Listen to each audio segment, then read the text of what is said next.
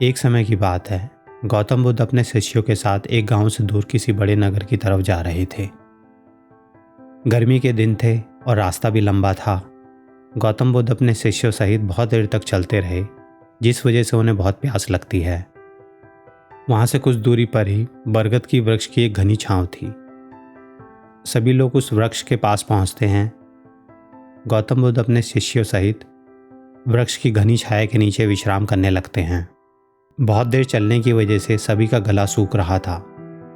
यह बात बुद्ध जानते थे। बुद्ध ने अपने एक शिष्य से कहा, आप इस बरगद की छाया से 20 कदम दूर जाकर बरगद की 2 बार परिक्रमा करके वापस आओ। शिष्य वैसा ही करता है जैसा गौतम बुद्ध ने बताया। परिक्रमा के बाद जब शिष्य गौतम बुद्ध के पास वापस आया तो गौतम बुद्ध बोले, क्या आपको ठंडी हवा का अनुभव हो रहा था? शिष्य बोला, हाँ गौतम बुद्ध, उस उत्तर की दिशा से मुझे कुछ ठंडी हवा का अनुभव हो रहा था। शिष्य की यह बात सुनकर गौतम बुद्ध शिष्य से तुरंत बोले कि उसी दिशा में चले जाओ, जरूर वहाँ से कुछ न कुछ दूर पर एक तालाब अवश्य मिलेगा। उस तालाब से सबके लिए पीने का पानी लेकर के आओ। शिष्य उसी दिशा में कुछ दूर तक जाता है तो वहाँ सच में एक तालाब होता है। तालाब देखकर शिष्य बहुत प्रसन्न होता है और तालाब के निकट जाकर जैसे ही तालाब से पानी भरने वाला होता है तभी शिष्य की नज़र वहाँ दूर तालाब में कपड़े धो रही कुछ स्त्रियों पर जाती है। यह देखकर शिष्य मन में सोचता है कि यह पानी तो गंदा हो गया है, लेकिन जब शिष्य ध्यान से तालाब के पानी को देखता है कि अभी भी तालाब का पानी कुछ साफ है, इतने में 2 बैलगाड़ी जोर से तालाब के किनारे से होते हुए निकल जाती है। बैलगाड़ी के पहिए तालाब की मिट्टी के ऊपर से इतनी जोर से निकलते हैं कि तालाब के नीचे बैठी बहुत सारी मिट्टी तालाब के ऊपर आ जाती है, जिससे वह तालाब का बचा हुआ पानी भी गंदा हो जाता है। यह देख शिष्य बिना पानी लिए क्रोध से गौतम बुद्ध के पास वापस चला जाता है। शिष्य बड़े ही निराश भाव से गौतम बुद्ध को सब कुछ बताता है। शिष्य की बातें सुन सभी शिष्य बोलते हैं कि हमें तुरंत वहाँ से निकलना चाहिए, किसी दूसरी जगह पानी की खोज करनी चाहिए, वरना प्यास के मारे जान निकल जाएगी। इधर गौतम बुद्ध सभी को शांत होने के लिए कहते हैं और बोलते हैं कि धीरज रखो, कुछ देर यहीं बैठो, उचित समय आने तक संयम बनाए रखो। सभी गौतम बुद्ध की बात सुनकर शांत हो जाते हैं और वहीं बैठ जाते हैं। कुछ समय बीत जाने के बाद गौतम बुद्ध फिर से अपने उस शिष्य को उसी तालाब से पानी लाने के लिए कहते हैं। शिष्य बिना कोई सवाल किए उसी तालाब से पानी के लिए फिर से चला जाता है। तालाब की हालत देख शिष्य को यकीन नहीं होता, तालाब का पूरा पानी साफ होता है। यह देख शिष्य बहुत खुश होता है और पानी भरकर गौतम बुद्ध के पास जाता है। सभी पानी पीकर अपनी प्यास बुझाते हैं, लेकिन अभी भी सबके मन में एक ही सवाल था, यह चमत्कार कैसे हुआ? तालाब का पानी तो सब गंदा था।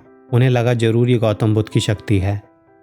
इनमें एक शिष्य ने यह सवाल गौतम बुद्ध से पूछा कि यह चमत्कार आपने कैसे किया? शिष्य को जवाब देते हुए गौतम बुद्ध बोले, यह कोई चमत्कार नहीं, यह आपके सब्र का फल है। यह फल है आपके सब्र बनाए रखते हुए उचित समय के इंतजार का। जितनी देर तक हम सब लोगों ने सब्र किया, उतनी देर तक तालाब के पानी के ऊपर तैर रहे सभी गंदे तत्व और मिट्टी तालाब के पानी के नीचे बैठ रहे थे। फिर कुछ देर बाद शिष्य जब तालाब के पास पहुंचा, जिस वजह से तालाब का पानी पहले की तरह साफ हो चुका था तथा तालाब का पानी साफ दिखाई दे रहा था।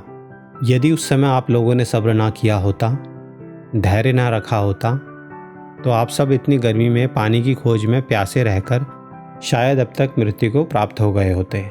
क्योंकि यहाँ से अगला कोई तालाब है या नहीं, और होगा भी तो क्या उसका पानी साफ होगा या नहीं, इन सब कारणों से आप कभी प्यास नहीं बुझा पाते और प्यास से मर जाते।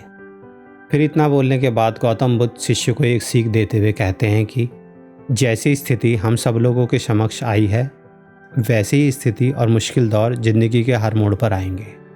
तब उस समय भी आपको ऐसे ही संयम बनाए रखना होगा और अपने विवेक से काम लेते हुए ही आपको एक उचित फैसले के साथ सही नतीजे पर पहुंचना होगा। हर मुश्किल दौर में सब्र रखते हुए ही ऐसे ही शांत मन से ही कोई फैसला लेना चाहिए जो आपके और दूसरों के लिए अच्छा हो। क्योंकि ऐसी स्थितियों में लोग अक्सर गुस्से में आकर अपना सब्र खो देते हैं और गुस्से में जल्दबाजी से गलत काम और फैसला कर बैठते हैं, जिसका बुरा परिणाम उनको भविष्य में देखने को मिलता है, जिसमें खुद का नुकसान अधिक होता है। कुछ परिस्थितियां जीवन में ऐसी होती हैं जहां हमें सब्र बनाए रखते हुए उचित समय का इंतजार करना होता है, लेकिन लोग अक्सर यहीं पर अपना सब्र खो देते हैं और उचित समय आने का इंतज़ार नहीं करते, जिस वजह से उनको आगे चलकर दुख और मुश्किलों का सामना करना पड़ता है। हमारे द्वारा लिया गया आज का फैसला हमारे आने वाले कल की खुशी और दुख को निश्चित करता है।